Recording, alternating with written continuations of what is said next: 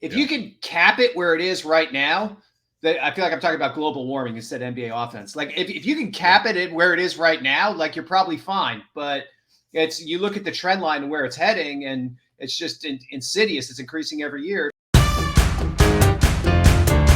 Speaking with this, you wrote about big topics over the last week or so, which has been that offense is up so much.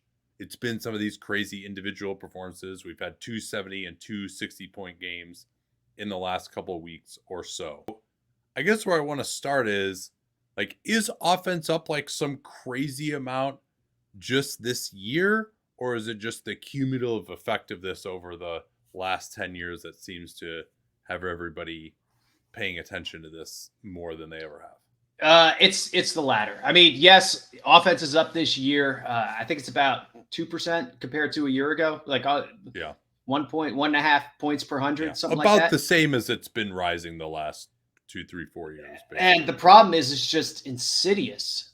And you look at the trend line and where the graph is going, and still probably okay now most of the time, but you can see how it's trending toward becoming, if not farce, just a little bit less interesting when the offense is going to score so often in some of these games.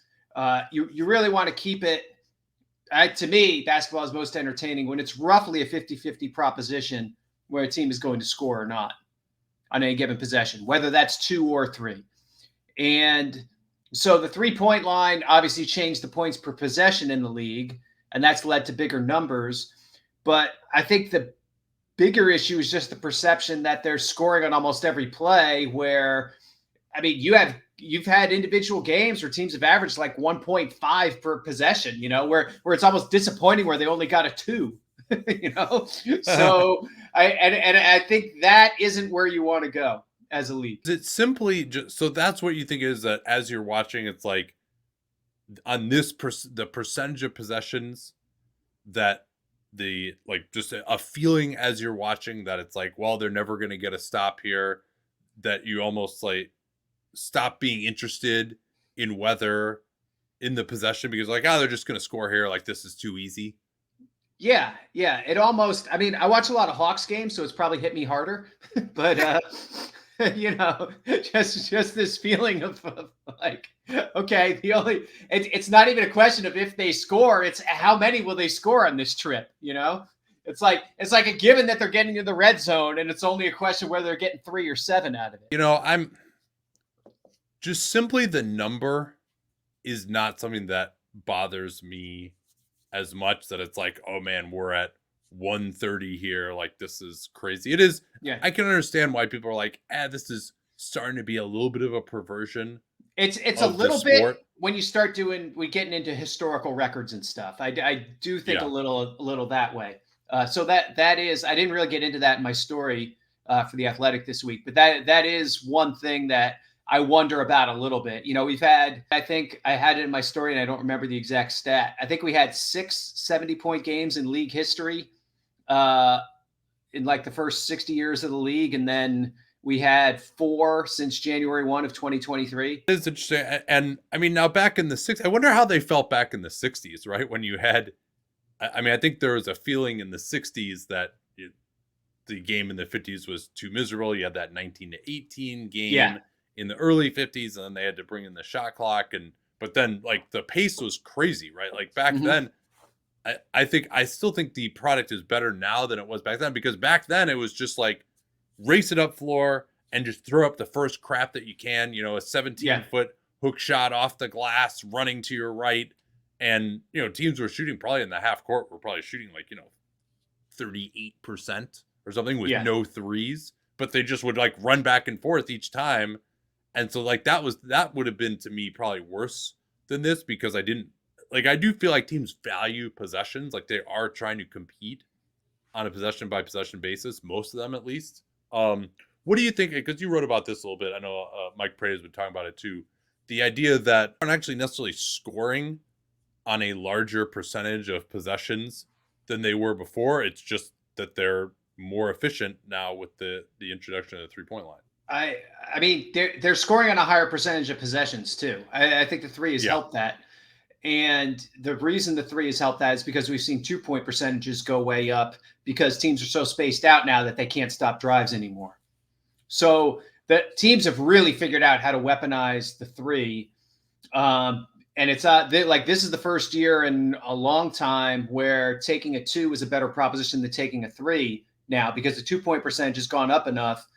And the 3-point percentage, even though the quantity of threes keeps going up every year, the percentage is right around 35.5, 36 every year. It's been pretty consistent for a while now. I've also seen the teams at the top end aren't really taking that many more than they used to. Like we're not, you would have thought maybe with some of those Houston teams 5-6 years ago that, oh man, we're going to see teams taking like 60% of their shots from three. And that hasn't happened. Like there's been more of an equilibrium, as you noted, where teams are more now going at, like, they're using the threat at the three to set up the 2. And so I do think that we're at like a pretty good place in terms of like the number of threes that are being taken. It doesn't seem like we're still kind of trending there.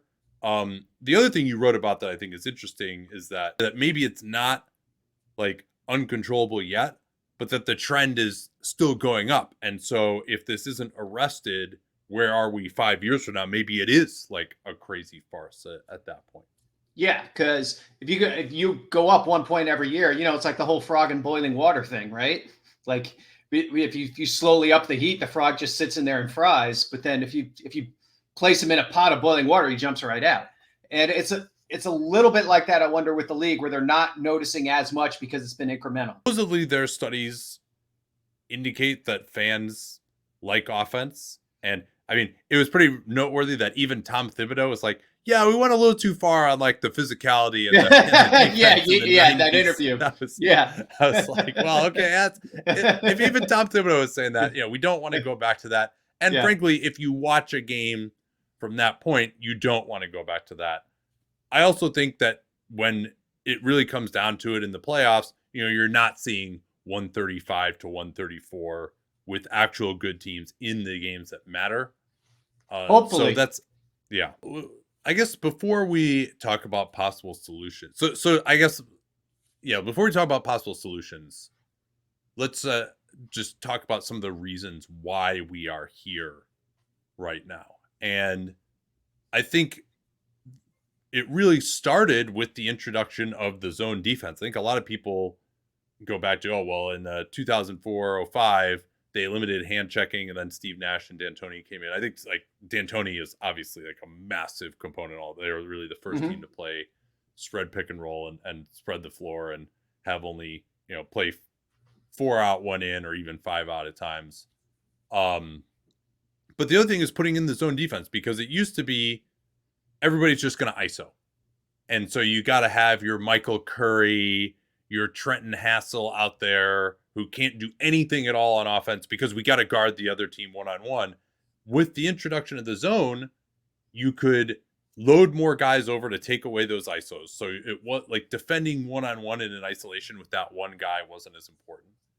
And then on the other hand, with the zone, you needed more guys to space the floor, and those guys could now survive as well.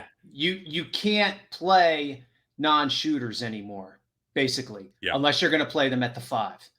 That's the only place you can play a non-shooter and not pay some kind of penalty for it. And it was just much easier to do that you're right, in the previous era.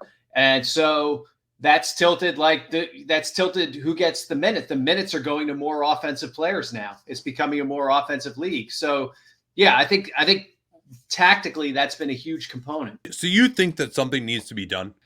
That we shouldn't, this train is like headed to maybe go off the tracks, and that something should be changed? I would be having a lot of meetings about this if I was the league, and I would be trying to figure out what incremental things can be done, because the NBA has been a league of unintended consequences, and we're going to talk about one of them coming up. So you don't want to overdo it. You don't want to say, okay, well, we'll get rid of defensive 3 seconds, and then it tilts too far the other way. But you do wonder if there are things they can do at the margins to take away that 1%, because that's really what you're trying to do.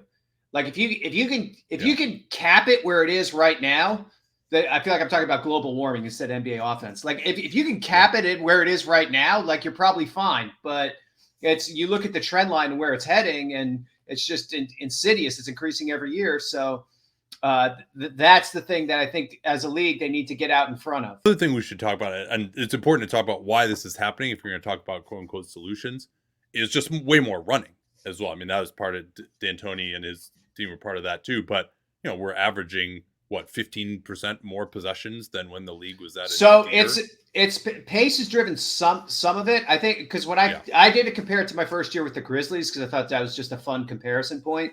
My first game with the team, we won 80-71, and nobody has won a game scoring 80 points this entire season. Yeah, you Memphians have a real interesting definition of fun, but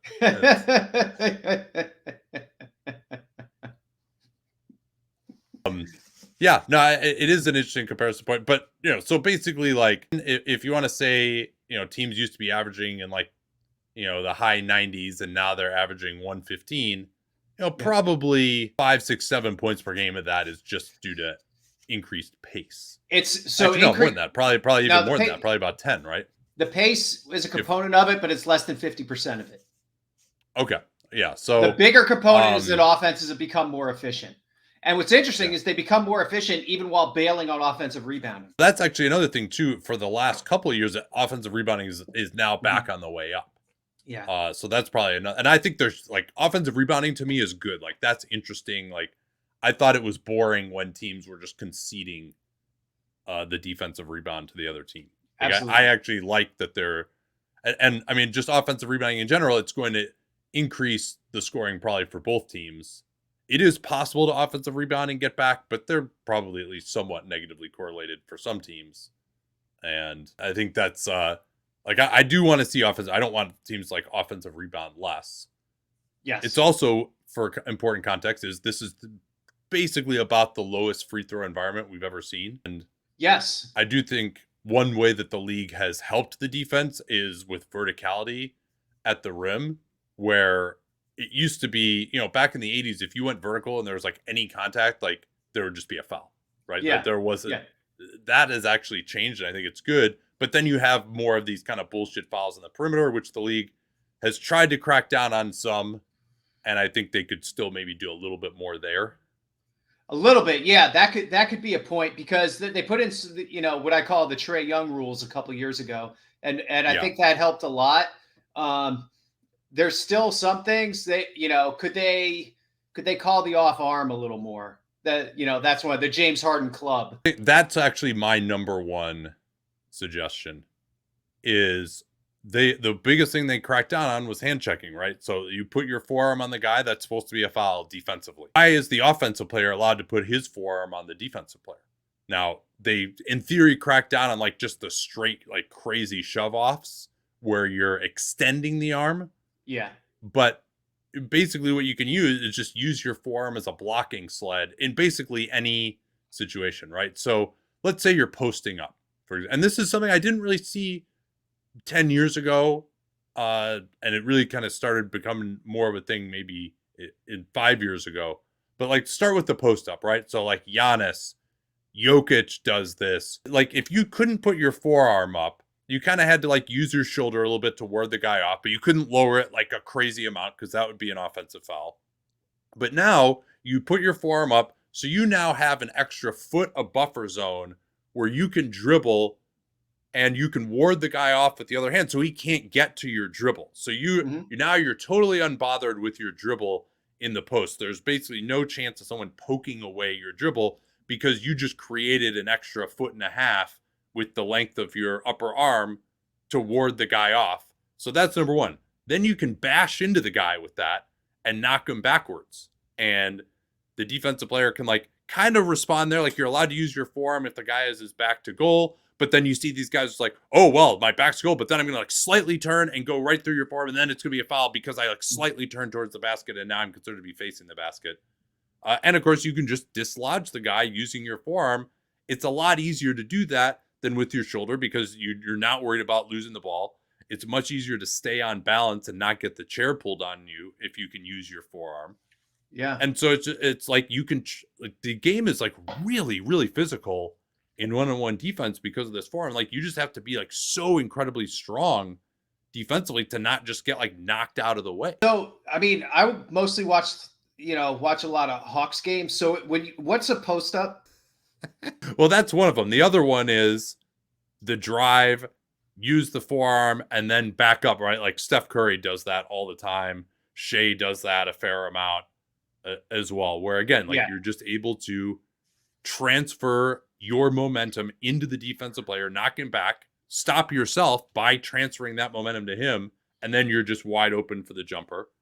And then there's the Giannis one when you're facing the basket where you're dribbling, you get the forearm up, you knock the guy backwards, and then you can just Euro step right to the basket after you knock the guy back. And so it makes it unless you're just an absolute, Dylan Brooks style of fire plug, or you've just got so much length that you can just recover back into the guy anyway, or back off him enough when he tries to use the forearm that it's not a problem for you.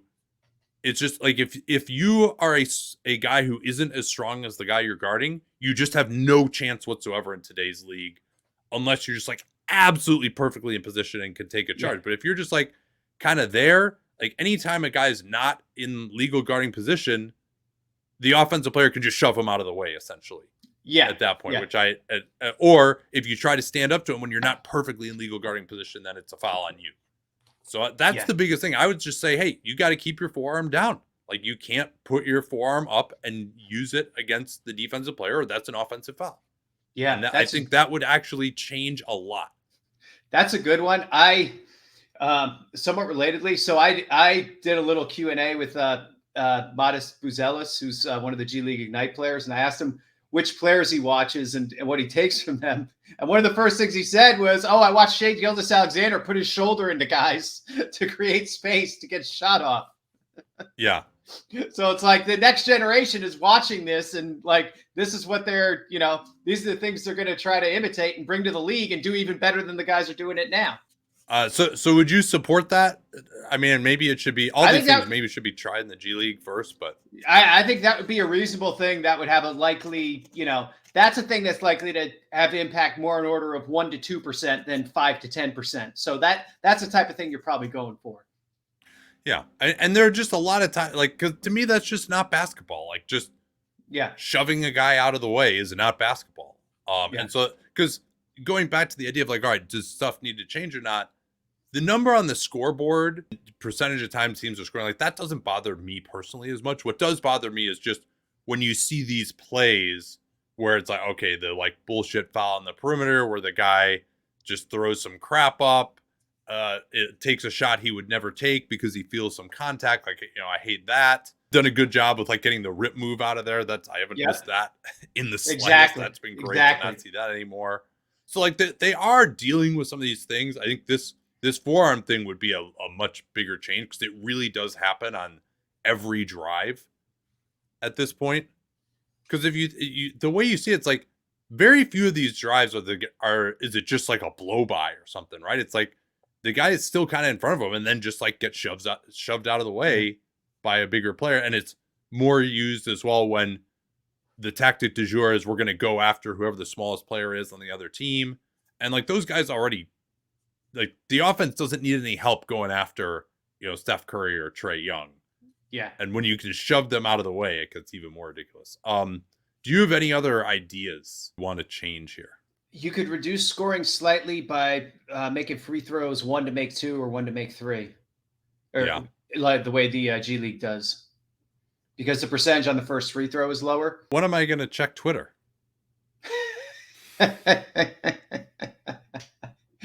It would impact a little bit, some of the fatigue and whatnot on the court. That would be interesting, like what the second order effects of that would be. Yeah, I do think that actually would slow things down a little bit. Or I'm sorry, it would. I shouldn't say slow things down. That would make offense maybe even higher because like defense kind of takes more energy than offense. Like it's easy when you have the ball, it's easy to summon the energy. On defense, it's a little bit different. Like that's what research on back-to-backs has shown is that offense doesn't suffer nearly as much as your defense does when you're tired. Yeah. So I mean but that to me is I mean, if you want to speed up the game even more, that's kind of more just like aesthetically, there isn't a crooked number on the scoreboard as opposed to affecting the game that much when you're watching, other than just like less dead time. Yeah. Yeah. Do you think they should experiment with more zone defense? You see teams doing it more already. I would love for somehow teams to be able to play more of a real zone than they can play right now. Yeah. Well, it's so weird when you see a 2-3 zone, except the middle is empty because some guys like tap dancing at the side of the lane. So I wonder if there's a way to preserve the intent of illegal defense while still allowing zones. And I don't quite have the answer. Zach Lowe talked about the idea of maybe increasing the amount of time for defense of 3 seconds. Yeah, I still think the thing the refs really react to is just a guy sitting there not guarding anybody. Yeah. And more than because you don't see them, 1,000, 1,000 like that. That's not what they're doing. So I don't know if that's really I saw that was interesting. I'm not sure if that's the thing. What if you just reduced that defensive 3-second counts in? So it's like halfway up the lane instead of all the way up the lane. So you can put a guy defensively at the foul line. Ooh. I like that. Would we end up with like two-toned lanes on the courts? That would be funky. Oh yeah. No, we couldn't have anything like making the court too busy. That would be aesthetically, it's these courts are so simple and pure. You could never, as an in-season tournament traditionalist, desecrate it. Yeah, that's kind of interesting. I just thought of that right now. That might be interesting to just be able to say, because that's basically in any NBA zone right now. If you get to the ball to the foul line, it's all over. Yeah. So you can at least put a guy there who can kind of deny that area slightly. More illegal screens was also suggested. I don't really think that that's the end of the world. Yeah, I first of all, I think they've gotten pretty good at it. Second, and it's to the point now where they're actually calling too many of the bullshit play now is where the guard just throws his body in front of the screener as soon as he starts to roll, the Jalen Brunson special. Yeah. And so I actually I'm almost at the opposite on the illegal screen thing. We're like, no, actually you got to call some guards now who are just flinging themselves in the way of screeners. So I don't really say, I feel anytime somebody gets their legs outside the frame of their body, they pretty much get nailed right now. I think that's reasonable. And it's also so hard to call. And it's one of these, you can call holding on every play situation. And then you get the one where the guard is like trying to snake around the shoulder of the big man, and the other guard is like trying to get his body in between. And then the guard will like feel the guy trying to get his body in between and just decide to shoot it right then. I don't really think more emphasis on making a call in that situation is going to help the game. Like a screen is supposed to work, right? Yeah, exactly. That's like how basketball is supposed to be. That's what makes it really interesting, is that you kind of have a 2-on-1 with the screen, and now you got to bring another guy in there, and you got to figure out how to deal with that. That's like the important strategic dance of basketball. This one that has been posited, moving the corner 3. I think that's too dramatic. Yeah, I think so too. You can't utilize the corner to space now, basically. Yeah, exactly. Just have guys shooting their Udonis Haslem Memorial 15-foot baseline jumper. I can't get excited about that one. I can't think so either. And that, I mean, that would just be such a massive. It would just make. It's good to utilize the entire floor. Like that, yeah. I think is aesthetically pleasing. Making the defense guard the entire floor, I think, is good. I would be in favor of widening the court so that corner 3-pointer is like the same distance, but that's not going to happen anytime soon. No. So any other ideas that you have? Wondered at times if there is some stuff they could do off the ball. Like, just make it easier to get in a cutter's way and not be called for a foul. Like if I Yeah. like you have to Well, we did see beat him to that. the spot, Yeah. be standing there and get totally flattened. And otherwise they're gonna call you for bumping the guy. It's like no, like I knew where he was going and I was there and he needs to go a different way now. So I would like to see a little more of that. I mean, they implemented this off the ball movement, freedom of movement after the 2018 Warriors Rockets series because the Rockets were just, and the Warriors too to some extent, but more of the Rockets were just holding the shit out of guys off the ball whenever they would switch and try to cut to the basket. Mm-hmm. And I do think like more cutting, more passing, like that's definitely a good thing. I don't know if I want to crack down on that. See if I can think of anything else. I think that's probably about it. That I can come No, up no, with. no, Yeah. no. FIBA goaltending. Oh, knocking the ball off the rim. Yeah. A lot of these are things I think they really should try in the G League because they are pretty radical changes. Mm-hmm. I've been in favor of that for a while. That to me is the type of thing that happens on the order of once a game, where so you're probably looking at a 1% type level impact. I would be interested in that. And there's sometimes only on defense though. Yeah. Or are you opening it up to the offense? I know that's the thing because you almost have to let the offense get it there too. The defense is going to be in better position than the offense most 2/3 of the time, you would think. Yeah, it doesn't seem like that has really increased the scoring that much overseas compared to NBA. Yeah. But there are some. It's not apples. It's apples and oranges there. Obviously, there's no defense at 3 seconds there. 3-point line is shorter. Athletes in the NBA are better. Way more contact is called in the NBA. So I wouldn't. I think the two things I would say is the forearm. Mm-hmm. And then FIBA, the way the like feel some contact and throw up the bullshit foul is officiated in FIBA. Those would be the two things that I would probably want to try, where they just don't, where the FIBA refs are like, wait, that's not basketball. Why did you shoot it right there? Yeah. Yeah. Like, yeah. Okay, good. They're going to go get the rebound now. Enjoy. Like Austin Reeves, yeah, you're just going to pick your dribble up 18 feet from the basket and slam into a guy that you think isn't in front of you and throw the ball off the backboard. Like, yeah, okay, you just turned it over. Nice job. So I do enjoy that. So those would be my recommendations. I'm not as like concerned about it overall. I think a lot of people are. I just remember what it was like in the 90s, and I'm just like, this. Oh, yeah, I remember quite well, yes. And we definitely don't want to go back to that. I mean, this is definitely, I would much rather be on this side of the fulcrum than the other side, right? But yeah. I guess I see some of these storm clouds coming now, though, where we might be tilting too far in that direction. One more theory for you. Okay. This would mostly apply to this season, but if big stars are actually playing more games this year than they have in the past, and we don't know whether that's because of the 65 game requirement, the resting policy, or just guys just haven't been injured as much this year. It could just be luck. Some years there are more injuries than others. But I do think that guys playing more games leads to them being more tired. But if you follow the idea that's been proven statistically that when you're tired, or like on a back-to-back or whatever, your defense suffers more than your offense. So you've got more guys playing who are tired, who can't defend, but then you also have like more of the best offensive players out there regularly at the same time. That could be having an incremental effect.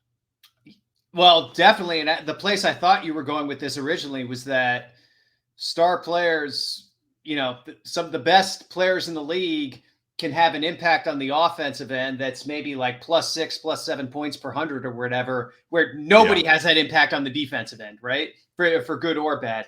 And so it's just when you have the best offensive players playing a higher percentage of the minutes, it's just going to have a greater impact on the league's overall offense.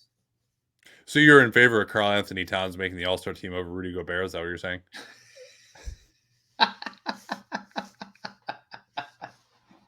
That would be a gross misinterpretation of my statement.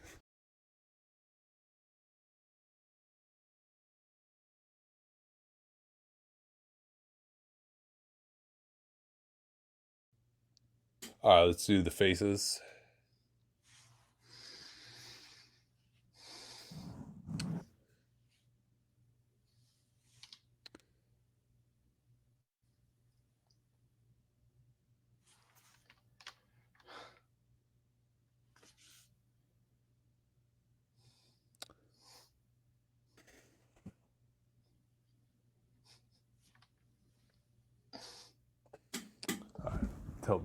Tilt my camera down a little bit here. And also want to remind y'all who are listening for the first time on Dunked On Prime, we're really happy to have you on board.